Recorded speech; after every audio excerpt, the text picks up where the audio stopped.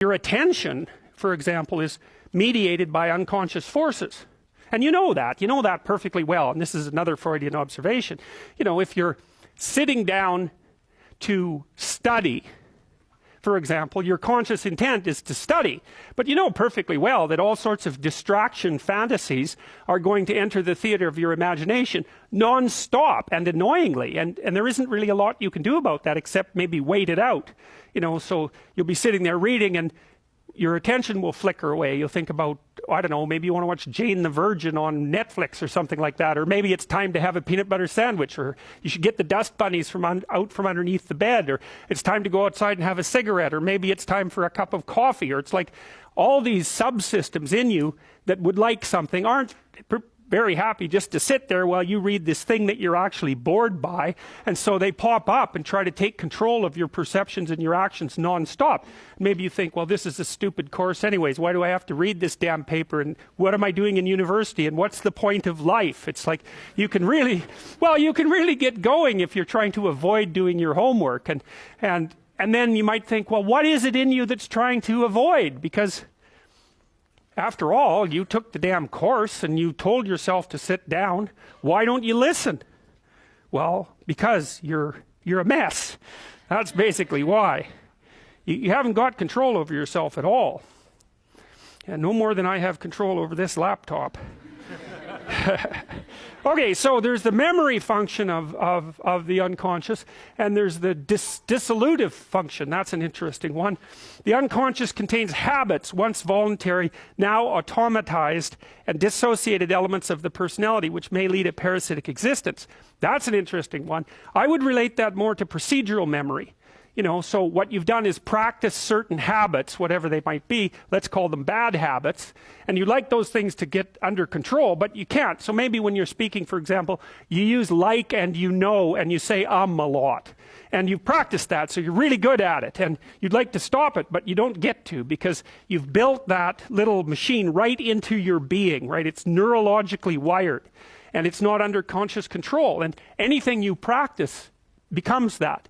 It becomes part of you, and that's another element of the unconscious, a different part.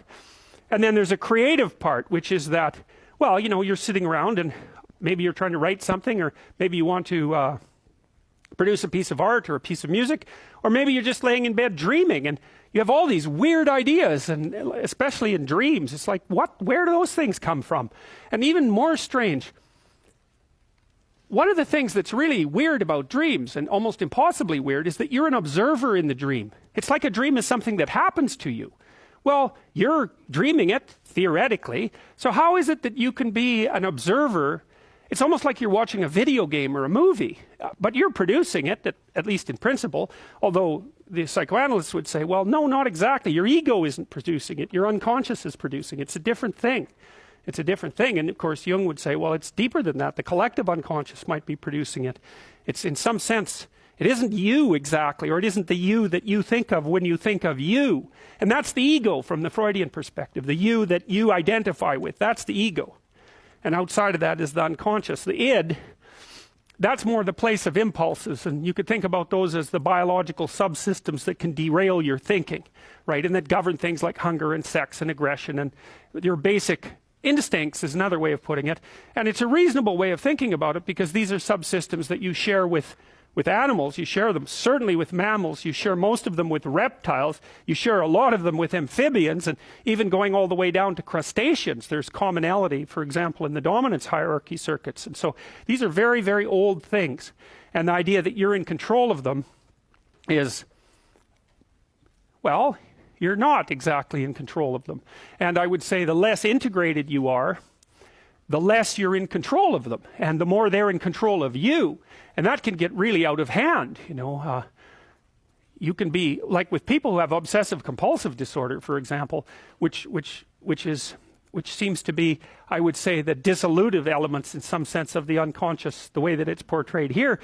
Poor people with obsessive compulsive disorder, they can spend half their time doing things that they can't really control, and they have very strong impulses to do them, and it's very hard on them to block them. You know, they'll almost panic if those things are blocked. And then you have people with Tourette's syndrome, you know, that they'll be doing all sorts of weird dances and spouting off obscenities, and and imitating people without being able to control it, and sometimes a little bit of antipsychotic medication can dampen that down, but it's as if there are these autonomous semi-spirits inside of them that grip control over their behavior and make them do things. And you know, you find that to some degree in your own life, because maybe you've become very attracted to someone, even maybe you don't want to be attracted to the person, and then you find yourself, you know, texting them when you know perfectly well that you should be going to bed, and you know, you're in a grip of something, and you can't control it, and that's all part of the unconscious and all part of what Freud was studying.